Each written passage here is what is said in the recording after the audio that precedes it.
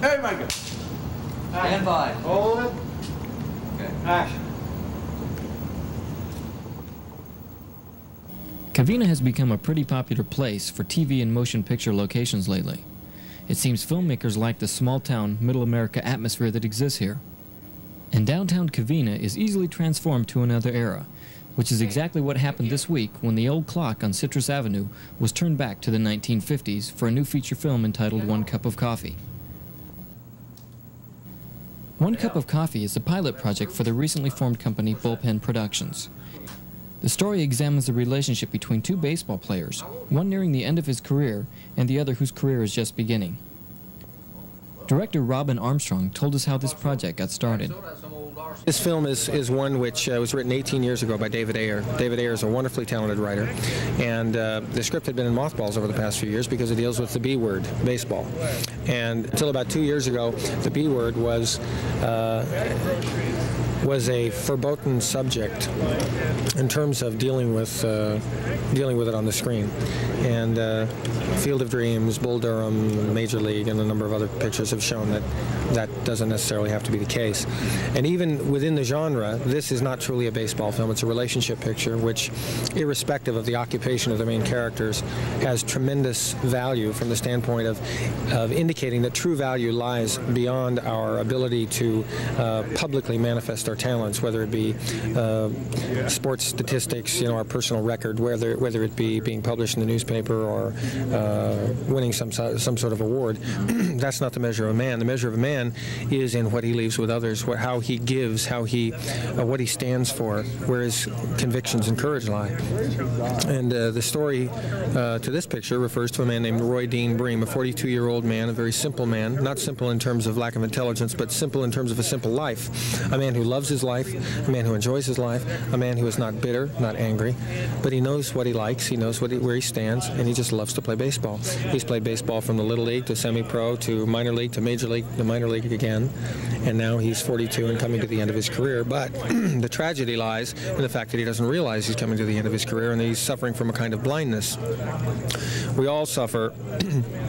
We all suffer in one way or another from blindness, in that there are many things that happen in your life and mine that we sort of don't want to admit. The most ultimate of that of those being death itself. We live our lives each day as though we're not going to die, even though the chances are we will. I mean, not the chances are, we know we will die. It may be tomorrow or it may be 50 years from now, but we know that we will. But in order for us to keep emotionally stable, we need to live our lives as though we're going to continue to live. And Roy Dean Bream, the main character, lives his life as though the end of his career is never going to come. And he is continually presented with small clues or hints or even more overt suggestions by others in the story that his time is coming, and he doesn't see it. He doesn't see it until it is virtually on top of him. And for a man who considers baseball his whole life, not fame, not fortune, not being written up in the sports pages, just being able to be on the field playing the game his whole life, that hits in a very strong, powerful way. Bittersweet story. He's kind of like a lot of us. He's like a man who never really wanted to grow up. He wanted to play baseball forever. Kind of like a Peter Pan thing. It reminded me, it's funny, it reminded me, I was thinking about the other day, there's a line from Bonfire of the Vanities where Tom Wolfe talks about a man looking at his father and just seeing a man who just was once a little boy and grew up and really accumulated all this stuff, but basically he's still a little boy. Yeah. And this character reminds me a lot like that. He's just doesn't want to stop playing baseball. It's his life, and he holds a very special piece of him in the game. That's basically what it's about. So you become a young man's mentor, so to speak. Yeah, a kid comes onto the team. It's a D-League team in 1959, and I'm the old salt pitcher, sort of. I've been there forever. I've been up in the big leagues, and I've been back down, and I kind of take this kid under my arms who's feeling a little alienated, like I am, from the team, and I kind of, hopefully by osmosis or whatever, teach him a little bit and give him a hand and help him find his way to play the game. The character doesn't really have any definite kind of description about him, you know. He's just a kid coming into a world where there are a lot of grown-ups, a lot of worldly people, and he's had a very sheltered kind of existence, you know, in the sense that in the 50s, you know, you kind of kept to yourself, you know. I mean, you know, blacks kept with blacks and then whites kept with whites or whatever, and so they had that whole thing going on. And so, you know, he basically is in a new world as far as playing baseball goes. You know, he's like the only,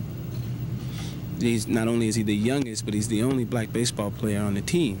And so, you know, there's that whole racial conflict. So he does a lot of looking down at the ground and things like that, you know, because I think maybe his father told him that that was the way, you know, to be. That's the way you act, you know. You do this and everything's going to be fine, you know. And maybe he even told him, I don't want you to go up there causing no trouble or anything like that. But not that he would, you know, but just that was something that his father might stick in his head just to make sure that he kept himself, you know, pretty well in line with things, you know. Now, this movie seems to be a real positive look at the relationship between two people, a black man and a white man, where, in contrast, like the latest Spike Lee movie, Getting to Do the Right Thing, seems to be almost stirring up more problems. Do you feel that this movie would be a little bit more of an answer, a way to look more positively at these kinds of relationships? Well, I haven't seen Do the Right Thing. I've heard very controversial things about it, and I've heard both opinions. And my partner and I have taken very great care to keep this from becoming a racial movie, to keep this from falling into the trap of being about racial tension or race relations or anything like that.